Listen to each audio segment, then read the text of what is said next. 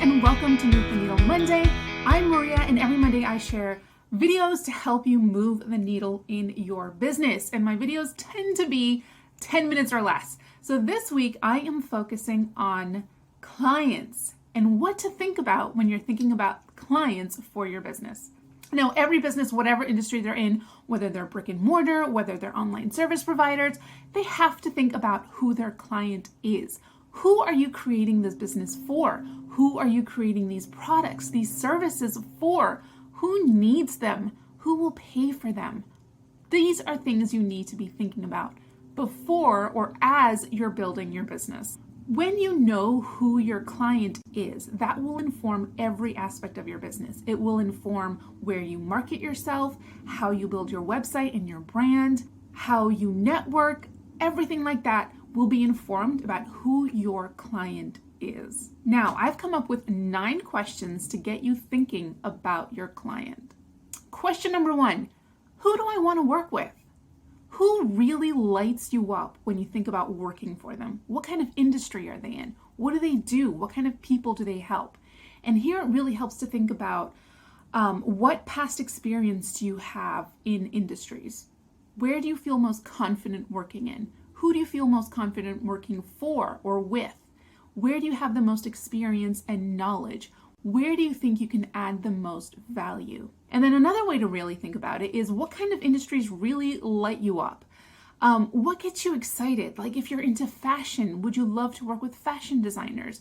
If you're into manga, would you love to work with businesses that work in the manga industry?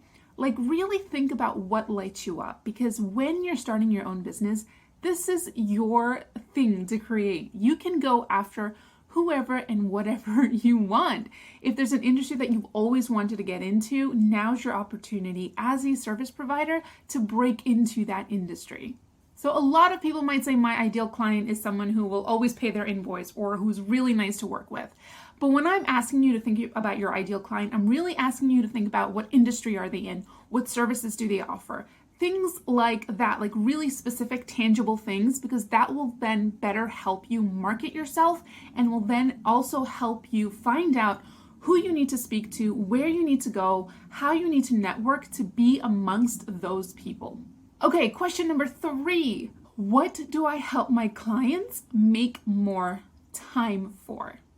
So what are you taking off their plates and what are they gaining in return? So things like they're able to focus on the bigger picture of their business. Maybe they're able to generate more leads if they hand off stuff to you.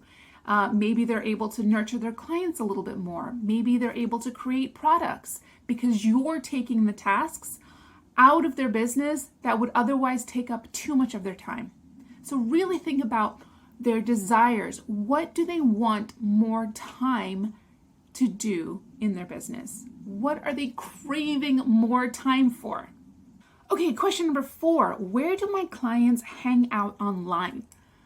You need to go find out where those clients are. So this is where it really helps when you know who your ideal client is. You can go and find them because granted, definitely 100% there is a Facebook group that houses and is a community for those clients. So if your clients are wedding photographers, there are Facebook groups full of wedding photographers, all networking with each other, all learning from each other. You need to go and be part of that group.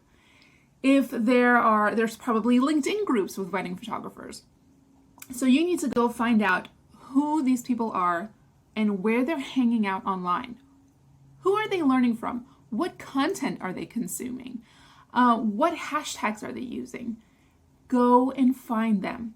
Maybe they're creating YouTube videos. Go find them online on YouTube and connect with them there. Maybe there are in-person networking events, maybe for real estate agents, for instance, or female entrepreneurs, where you can go and be part of those in-person networking groups. The idea here is that you need to go and be where your ideal clients are so that you can have conversations with them, you can listen to what their desires and their struggles are, and you can create friendships and culture relationships that will hopefully turn into client relationships. Question number 5, who do my ideal clients learn from? Again, this is very similar to the other question that I just shared. Who do my ideal clients learn from? Who has a YouTube channel where your clients learn from them? They'll probably be hanging out in the comments. Who has a podcast where your ideal clients are learning from this person? A blog, a magazine even, a newsletter. Who are your ideal clients learning from? You need to go find out who that person is and go hang out in the comments and create relationships and connections there. Okay, next question. Who will I contact to get market research information for my ideal clients? So every business needs to do market research, and they need to be having conversations with their ideal clients so they can learn firsthand from the horse's mouth what their struggles are, what their desires are, what they're paying for in terms of services that they're outsourcing, where they're hanging out. You need to be having conversations with your ideal client. And I like to call these market research interviews. So I want you to find your ideal client, have a conversation with them, just be open and honest that you're looking to get information about what they need, what they're struggling with. No strings attached. You're not selling at this point. And you're just having an honest conversation to get those words, to get those descriptions from them that will help inform your marketing. It will help inform your services, the prices that you're paying, that you're charging rather. So you need to be having these market research conversations. So this question is all about, who can I reach out to have market research conversations about my ideal client? Next question, what questions will I ask my ideal clients in our market research interviews to get the information that I need to create the right services and offerings for my ideal client? So you really need to think about the questions that will give you the best information to help you craft your offerings. So questions like, what are you struggling with right now? What do you wish you had more time for in your business? What size is your team?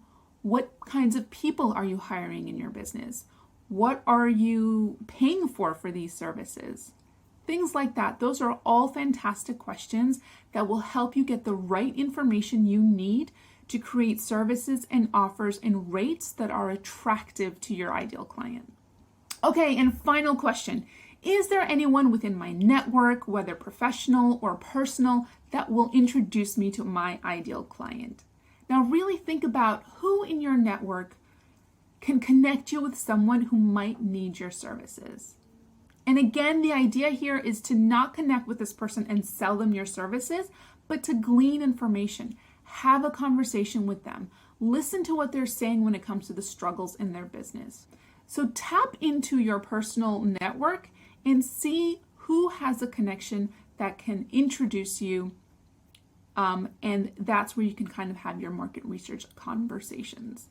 Thank you so much for watching this video. If you've liked what I've shared here, please click subscribe so that you can get notified of every video that I post in the following weeks. And if you have any comments about what's helped you understand your ideal client or how to find your ideal client, then put them in the comments below. I'd love to hear how people are discovering who their ideal client is, because I know it can be a tricky subject. Thank you so much for watching again, and I'll see you next week.